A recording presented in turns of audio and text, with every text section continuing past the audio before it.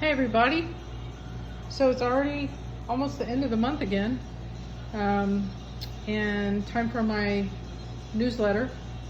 And the first video I posted last month was so well received. I got all this feedback about how much people enjoyed it that I thought, well, I can do that again.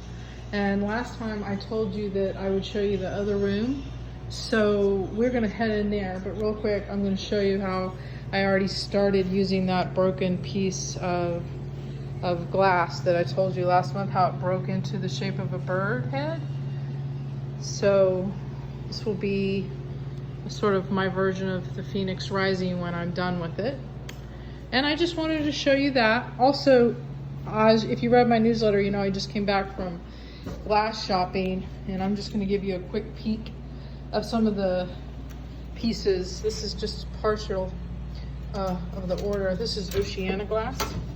It's art glass and it's all hand poured, which is one of the reasons I have to go there to shop for it, because if I run out of one of these pieces of glass and I use the little item code down there at the bottom and try to reorder it, the chances of it looking anything like the first piece that I ran out of, enjoyed so much, is basically slim to none.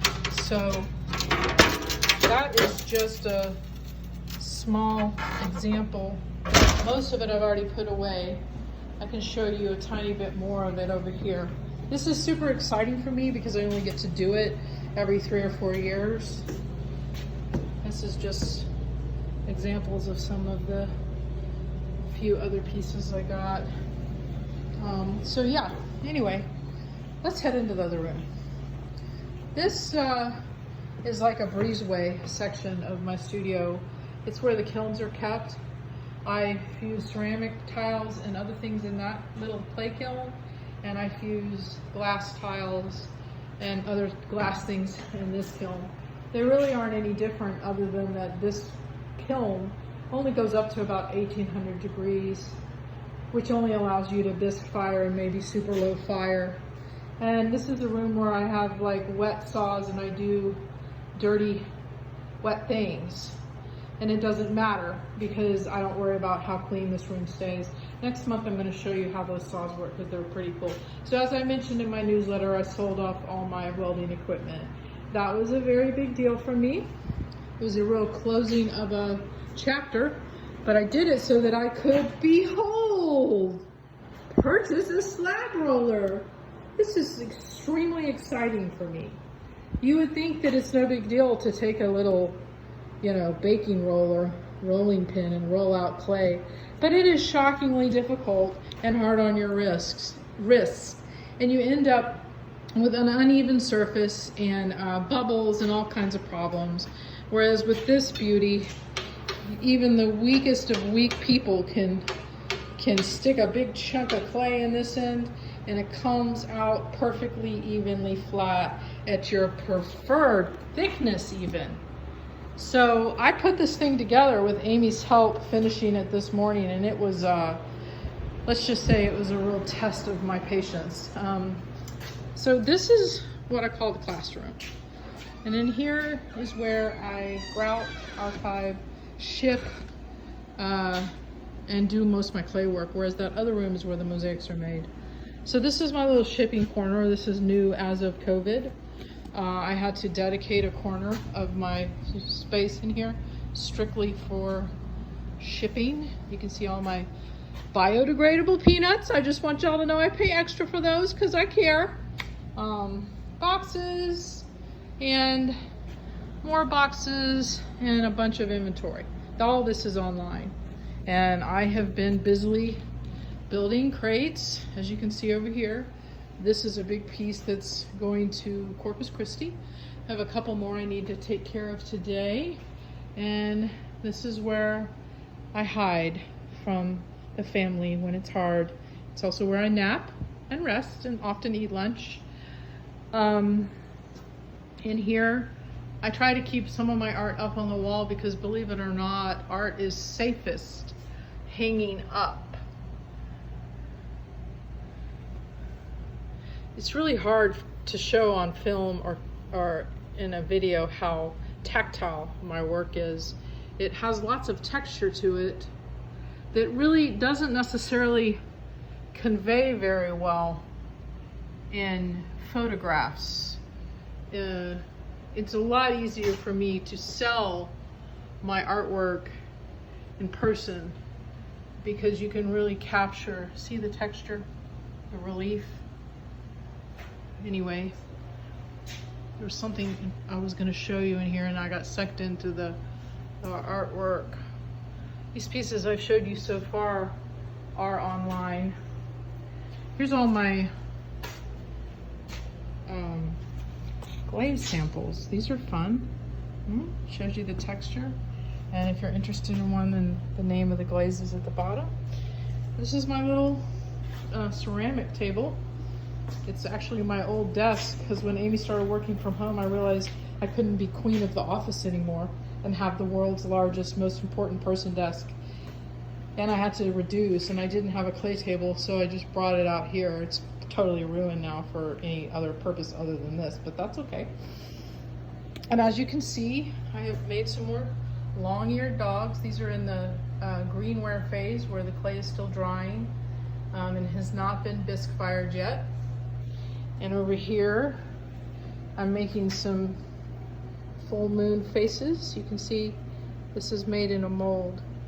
And I've learned the easiest way to get it out of the mold is to be patient and just make one a day, because I have plenty of other things to do. So this is last night's moon face, and now it's just gonna pop right out.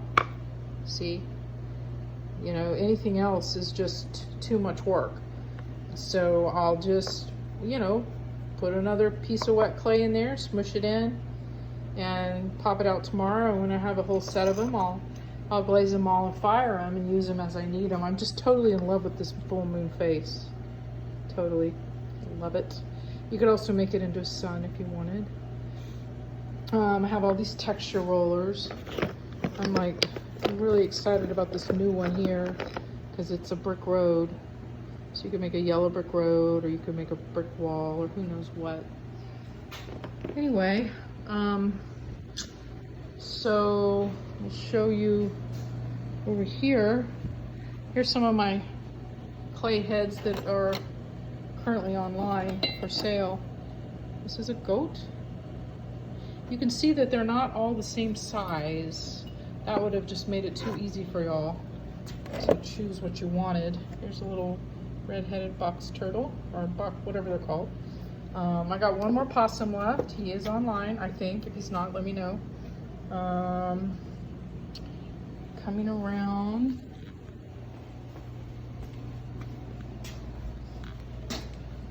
Big green cat. Again, these are not all the same size. I'm still trying to figure out what the ideal size is. This little narwhal is adorable.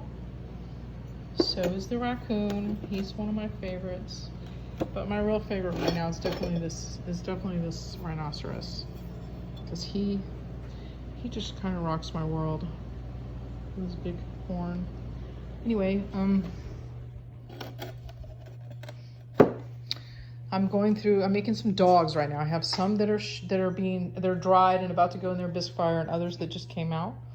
This is this really cool purple dog. He's about to be loaded. By the time you see this video, he will be online. And also there's a blue one. Now these hang on the wall. You can see they hang flat on the wall, and the ears would lay against the wall. See?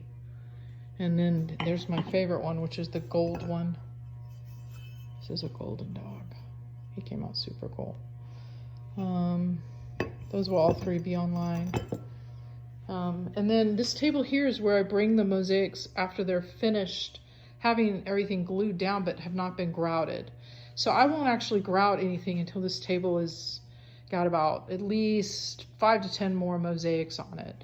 But these are mosaics that are ready to be grouted, and you can see the perfect, well, not perfect, but very close to perfect spacing. I'm going for like 1/16 to 1/8 of an inch. Where you can see white back there, that's the board, and it's all going to be filled with grout around the edges as well.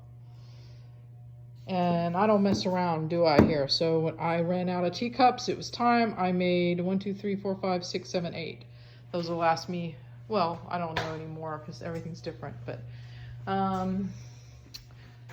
this is what my sink looks like. Lucky you don't have to wash your dishes there. Here's another new piece. This one is very cool. See the watch bands? You can view this one online too. This is one that I made with one of my homemade boxes. So it's actually 3 inches deep.